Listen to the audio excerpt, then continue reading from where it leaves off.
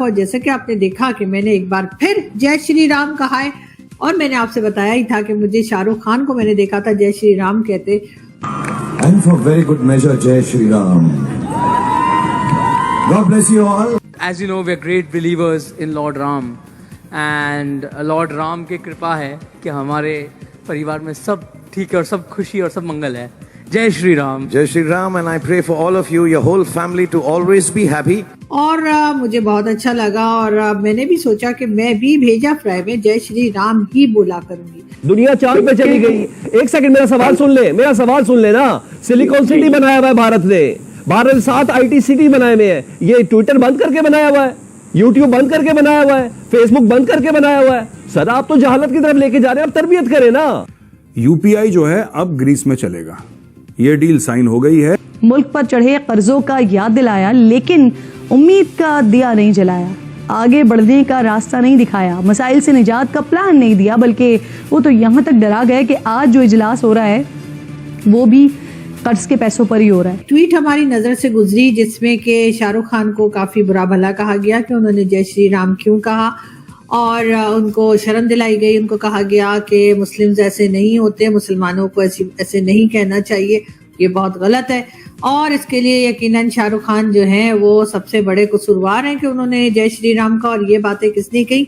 ये बातें कही हैं जी जैद हामिद साहब की ट्वीट है और जैद हामिद साहब की ट्वीट में ये सब कुछ कहा गया है और लिखा हुआ है और आप देख सकते हैं सोशल मीडिया पर जाकर। और खैर उसके बाद जो है बहुत से लोगों ने जो है उसके बाद काफी मजाक भी बनाया और कहा कि जी ये कहाँ से शाहरुख खान को रोक रहे हैं, ये कहाँ से शाहरुख खान को सबक पढ़ा रहे हैं। लेकिन बहरहाल उन्होंने जाहिर है कि जैद हामिद साहब ने शाहरुख खान को ये बात की तो हमने कहा चले हम भी आपको ये खबर बता ही दें। एक तरफ दुनिया के बड़े बड़े सोशल मीडिया और टेक जायंट्स के CEO मौजूद हैं और दूसरी तरफ उन्हीं बड़े बड़े टेक जायंट्स और सोशल मीडिया प्लेटफॉर्म्स को बैन करने की बात हो रही है। जी हाँ, ये है पाकिस्तान और भारत की कहानी। हम लाते हैं टॉक शोज और अनलिमिटेड एंटरटेनमेंट सिर्फ YouTube पर। अगर आपने अभी तक हमारा चैनल सब्सक्राइब नहीं किया तो अभी सब्सक्राइब करें और बेल आइकॉन को क्लिक करके हमारी लेटेस्ट वीडियोस के बारे में अपडेट जानें। अनंत अंबानी की प्री वेडिंग का जो समारोह हुआ वो पूरी दुनिया पर छाया रहा और खास करके पाकिस्तानियों और जिहादियों पर जो फर्जी सेकुलरिज्म का चोला ओढ़े पूरे भारत को ज्ञान देते फिरते हैं उन पर भी ये समारोह भारी पड़ा, क्योंकि पूरे समारोह में लगभग हर जगह राम मंदिर और जय श्री राम की बात ही चलती रही। बाकी सारी दुनिया इर्द गिर्द इसके घूमती रही। शाहरुख खान ने भी अनंत अंबानी के कहने के बाद जय श्री राम कहा और होस्ट करने के दौरान भी जय श्री राम कहा के सभी को ग्रीट किया। इस बात से जिहादियों को मिर्ची लग गई। तो दोस्तों देखिए जबरदस्त वीडियो, कैसे लाल टोपी सीमा पार से गिड़गड़ा रहा है और शाहरुख खान को नसीहत देने की कोशिश कर रहा है। लेकिन बहरहाल ऐसा कुछ नहीं है और जय श्री राम कहने से कोई मुसलमान जो है वो खतरे में नहीं आ जाता। मेरा ख्याल है ये बात जैद हामिद साहब को समझनी ही चाहिए। खैर हम आगे बढ़ते हैं और जैसा कि आप जानते हैं कि शहबाज शरीफ साहब, जी हाँ, जो कि अब प्राइम मिनिस्टर ऑफ पाकिस्तान बन चुके हैं, उन्होंने जी ओथ भी ले लिया है। जी हाँ, ओथ ले लिया है। लेकिन ये कि नवाज शरीफ साहब काफी उदास और परेशान लग रहे हैं। शहबाज शरीफ साहब ने जो है अपनी तकरीर में पहले दिन ही जो है वो ना तो बात की पाकिस्तान में वो प्रॉब्लम्स को सॉल्व कैसे करेंगे, किस तरह से पड़ोसियों के साथ अपने टर्म्स को बेहतर करेंगे, जो कि हमेशा से नवाज शरीफ साहब कहते रहे कि अगर वो प्राइम मिनिस्टर बन गए तो सबसे पहले वो जितने भी हमारी नेबरिंग कंट्रीज हैं, चाहे वो ईरान हो, अफगानिस्तान हो, भारत हो या चाइना हो, सबके साथ अपने टर्म्स को ठीक करेंगे। ये बात कई बार नवाज शरीफ साहब ने कही।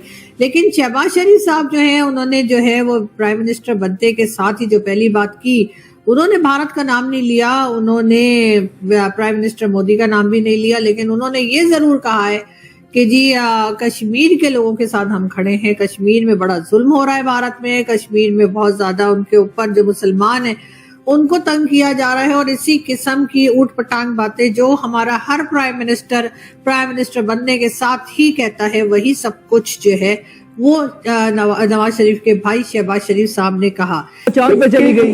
एक सेकंड मेरा सवाल सुन ले ना। सिलिकॉन सिटी बनाया हुआ है भारत ने। भारत 7 IT सिटी बनाए हुए हैं। ये ट्विटर बंद करके बनाया हुआ है, यूट्यूब बंद करके बनाया हुआ है, फेसबुक बंद करके बनाया हुआ है। सर आप तो जहालत की तरफ लेके जा रहे हैं, अब तरबियत करें ना, अब कानून साजी करें, बंद क्यों करवा रहे हैं? सलमान आपका सवाल खत्म हो तो मेरा जवाब जी सर, खत्म हो गया सवाल।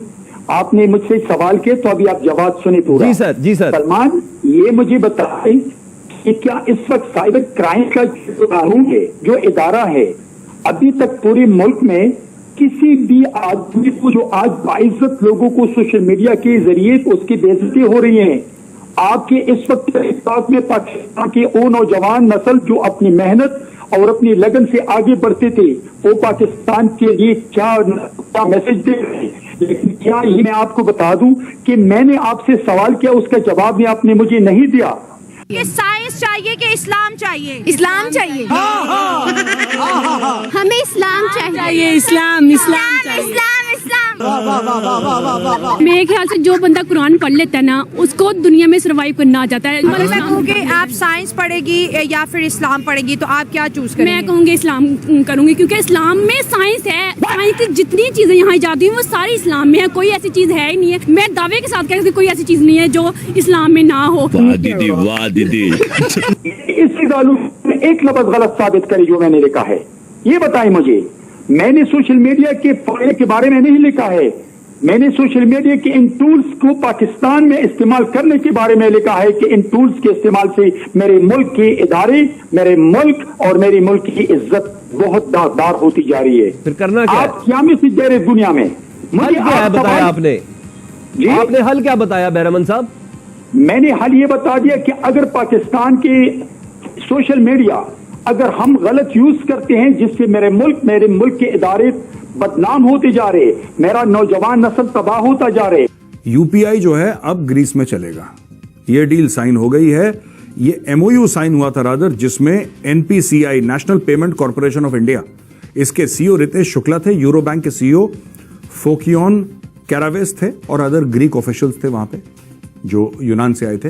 ये लोग ऑफिशियल्स थे वहां पे। और रेलवे मिनिस्टर जो है अश्विनी वैष्णव जी, उन्होंने शेयर करा ये कि अग्रीमेंट इंडिया और ग्रीस के बीच में हो गई है। सोशल मीडिया प्लेटफॉर्म्स में अश्विनी वैष्णव जी ने ट्वीट करा इस चीज को।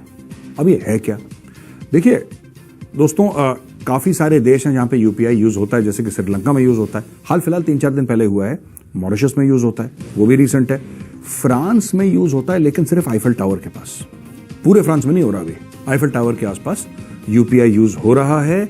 यूएई में, यूनाइटेड अरब एमिरेट्स में, सिंगापुर में हो रहा है, भूटान में हो रहा है, नेपाल में हो रहा है। ये कुछ देश हैं जहां पे अभी हो रहा है। फ्रांस में लोकल। ग्रीस पहला यूरोपियन देश बन जाता है जिसमें पूर्ण रूप से यूपीआई चलेगा।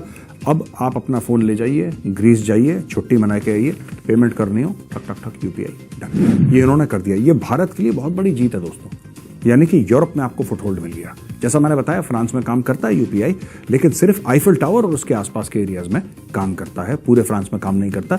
ग्रीस में, पूरे ग्रीस में काम करेगा। तो क्या आपको लगता है ऐसा? लिखिएगा कमेंट्स में। क्या आपको लगता है कि जैसे जिस तरीके से ग्रीस में यूपीआई आया, हम सोच सकते हैं कि 8-10 और देश 1-2 साल में और इसको अपना लेंगे? क्या आपको लगता है ऐसा? मुझे तो ऐसा लगता है। इसमें क्या होगा कि फिर वो डी डॉलराइजेशन की तरफ, D coupling from the dollar की तरफ भारत जा रहा है। और भारत ये कह रहा है कि यूएस डॉलर क्यों चाहिए।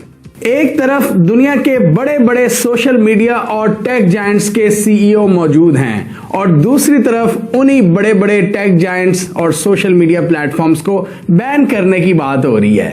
तो आपको ये वीडियो कैसा लगा कमेंट बॉक्स में जरूर लिखिए। इस वीडियो को लाइक कीजिए, शेयर कीजिए, सब्सक्राइब करना ना भूलिए आपके चैनल EFC को। तो मिलते हैं अगली वीडियो में। जय हिंद।